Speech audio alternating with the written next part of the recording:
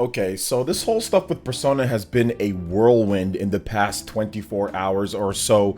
We got news that Persona, for the first time ever, is coming to the Xbox brand with Persona 3, Persona 4, and also Persona 5, with Persona 5 Royal coming this fall, October or so, to the Xbox Series platform and Xbox. So very cool stuff there for Xbox fans. It's all Game Pass, so that's good as well. And the fact that it was announced first, so first ever announced for Xbox, is pretty big considering that most Persona fans are definitely PlayStation and Nintendo. So shortly after that, because it's Atlas and it's Sega, things aren't always clear. So people were wondering, hey, what's going on with Persona 4 and Persona 3? Are those only going to be on Xbox? Is it coming over to PlayStation? What about Steam? Because they did say Xbox and Windows. So then we got clarification that, hey, look, it's also coming to Steam via PC and also PlayStation 4, PlayStation 5. So good stuff for Persona 3 and also Persona 4 Golden. So then that made fans even more upset because they're like, wait a minute, what about the Nintendo Switch? And that's where we're going to start. But before we get into any of that, what's good everyone? OJ here. Welcome back to another video. Please make sure you hit that like button, subscribe if you're someone new, and click that notification bell to get my videos first. So my good friend over at Direct Feed Games, Mr. Nate the Hate, put up a poll talking about Persona on the Nintendo Switch, and it was very interesting what he had to say, because obviously Nate, he's gotten a number of things right when it comes to what's going to be happening with Nintendo, Microsoft, and Sony, and stuff that he has heard. So definitely things that he says, it's something that you definitely need to pay attention to a bit, because oftentimes he is right with it. So on Twitter, he put up a poll saying, if Persona 3 Portable and Persona 4 Golden come to Switch, but Persona 5 skips the platform, at least for now, will you be mad? And more than 1,000 people voted, and you know, I'm gonna vote real quick, and I'm just gonna say no because I've already played it, and it's pretty much split all the way. I mean, the most is the hell you doing Atlas with 37% as the time that I am looking at this, but most people just seem to be like, okay, yeah, whatever, you know, it's fine, it is what it is, right? So later, somebody asked him a question: are you hinting that Persona 5R is not releasing on Switch? ...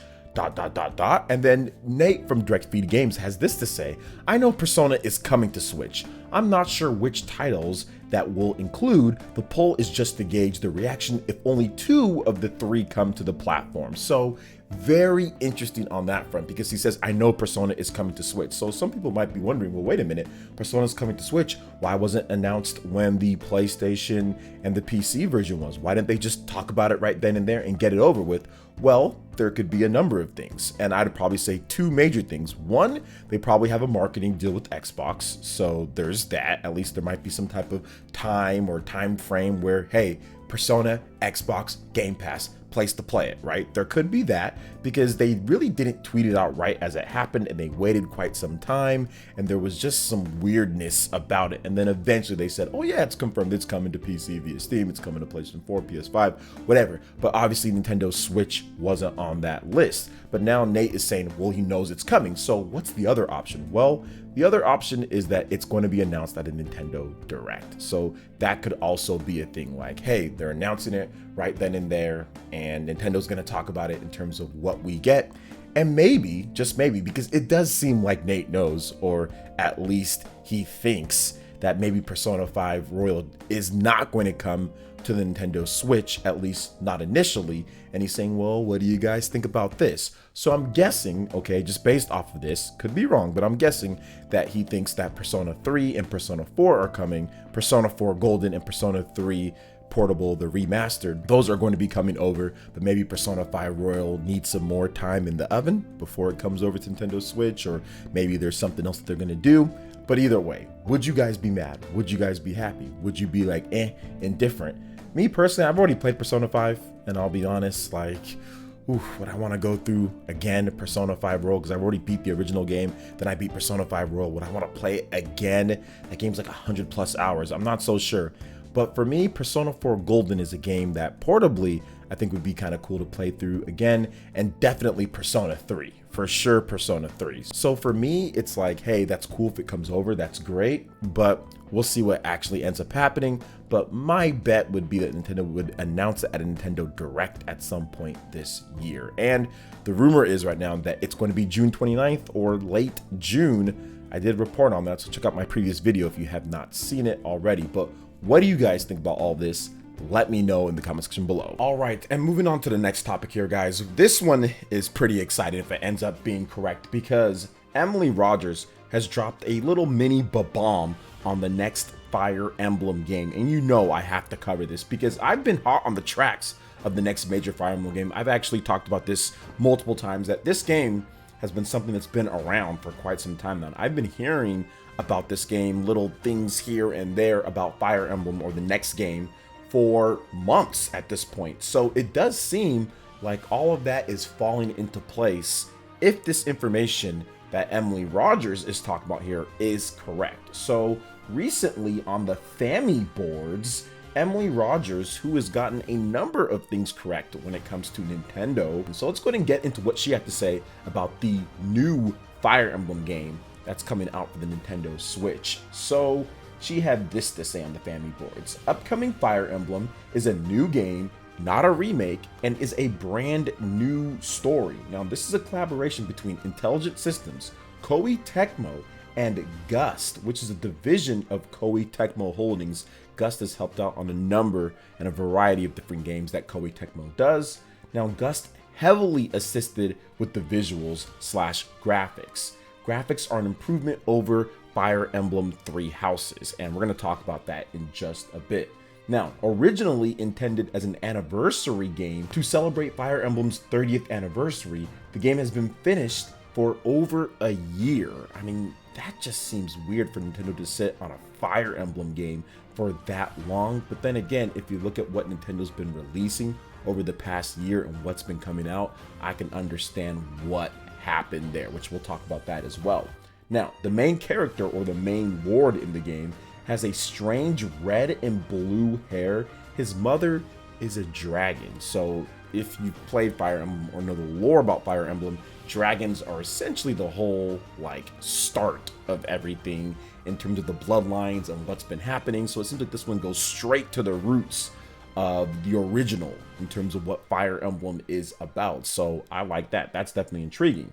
Now, the new emblems or gimmicks allow players to summon Fire Emblem characters from the past for your squad. So she also talked about how Nate from Direct Feed Games teased this a while back, and she also said that she doesn't plan on sharing any more information about the game as well. Just helping out with the visuals. I think that's probably the biggest, I would say, knock on Fire Emblem when it comes to just Fire Emblem in general. I mean, all the games. People just talk about how the graphics just never really are that good. So I think that after Fire Emblem Three Houses, obviously there was some to be desired. I mean, I think that there was some beautiful parts of the game, but the in-game graphics and the environments and stuff like that were definitely not as good as they could have been on the Nintendo Switch. So if this is true that Gust is helping out, that is a very good thing, and I'm actually really happy about that if that is the case. Now, sitting on the game for over a year, now Nintendo has been known to sit on games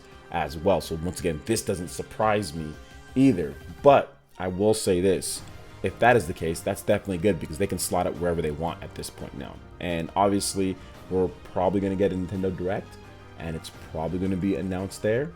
And they probably wanted to have Fire Emblem Warriors Three Hopes out first, and then maybe talk about the next game after that, which I did report on there being multiple Fire Emblem projects in development, which this does seem to be true. But you have to remember, guys, this is a rumor at this point. Don't take it as 1000% factual, but I will say this. I think that Nate and Emily's information is good based off of some of the other stuff that's totally unrelated to them that I have heard about myself. So what do you guys think about a potential big Fire Emblem announcement coming soon here and these details? Let me know in the comment section below. All right, now moving on to the next topic here, guys. We've got a brand new hero announcement for Xenoblade Chronicles 3. So this is Xeon, and he is one of the many heroes in Xenoblade Chronicles 3. His class is the Guardian Commander, or a defender.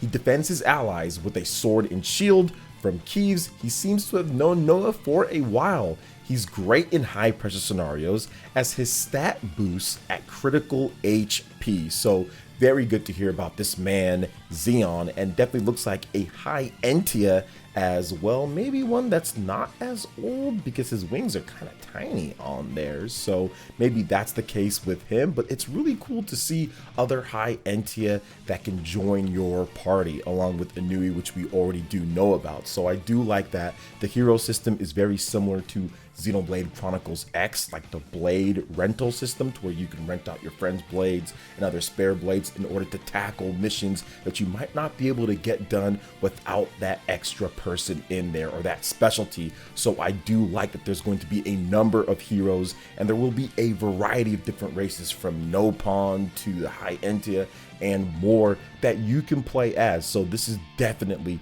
good to see here. Plus we've got the new footage that's been playing for you guys as well, and it kind of shows off just a little bit of a snippet of what happens when you first meet up against Xeon. So he definitely seems like a formidable foe and also ally eventually, because he is one of the heroes. So very good system in this game. I do like the hero system, and I've talked about this before, and I think I'll always mention it whenever they start showing off more heroes.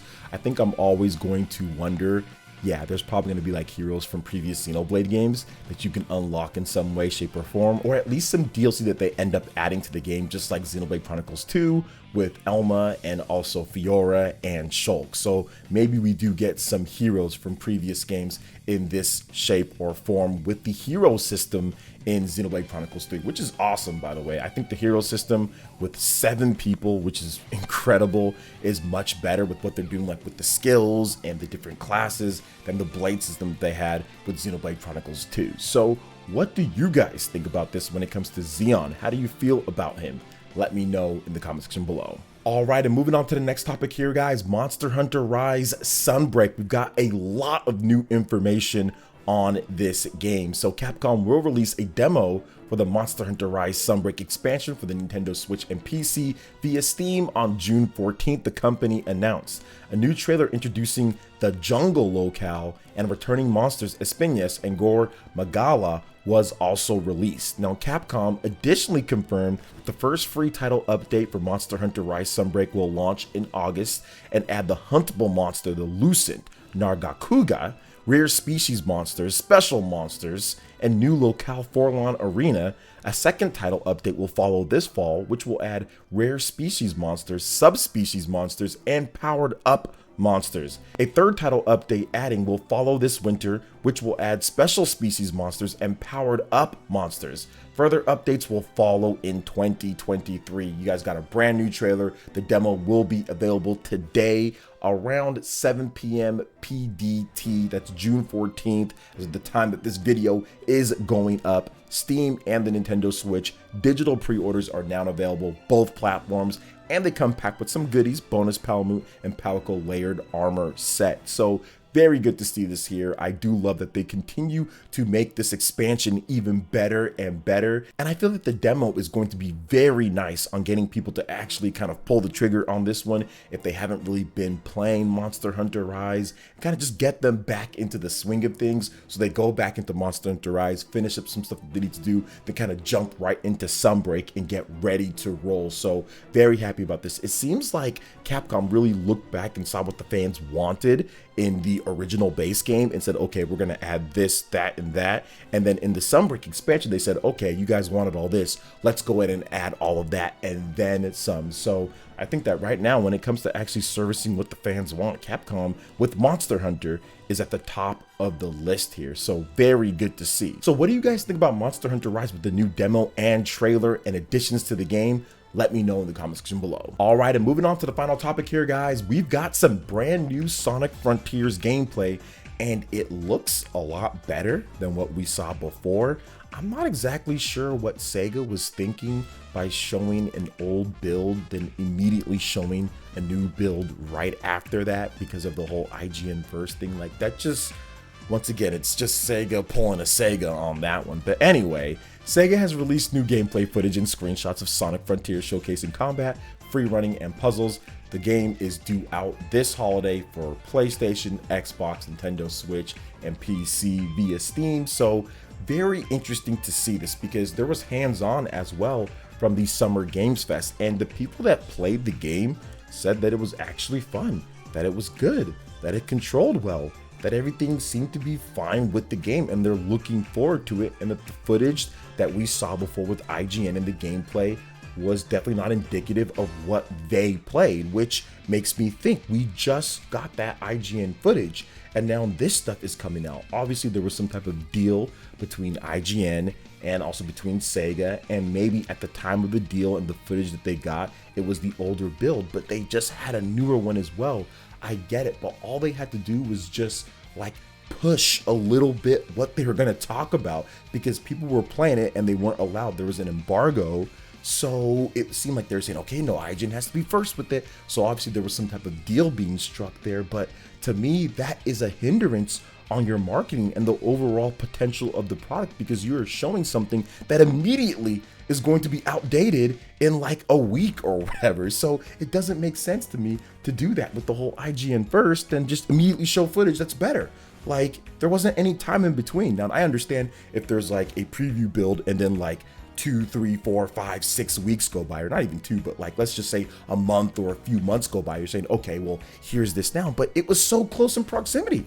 The IGN first stuff just happened, and then all of a sudden this stuff came out. I mean, to me, that's ridiculous. They should have just waited and then just had this footage for IGN. Then everybody else can talk about it later or something like that. I mean, that's what I would have done, because then you get a bunch of negative press at first, right? And some people don't follow up on things, but that's okay. I'm here. That's why I'm making this video for you guys. But yes, this footage is definitely better. Now, I still have some concerns. I mean, the combat doesn't seem like it's going to be completely my cup of tea at first, especially with the enemy design. But people that have played it said that it is still kind of fun to kind of go through kick and punch and do different things that Sonic does. So it's going to be interesting to see exactly how all of this plays out with the story. These are all small slices of things and can look very good, but how is the full experience after you're done or after you've played for quite some time? So we'll see how it is, but definitely a more promising look and gameplay and footage of Sonic Frontiers. So what do you guys think about everything that we discussed here? Let me know in the comment section below. All right, guys, that wraps it up for this video here. Thank you so much for watching. I do appreciate it. Please make sure you hit that like button, subscribe if you're someone new, click that notification bell, and we'll see you for the next video. Peace.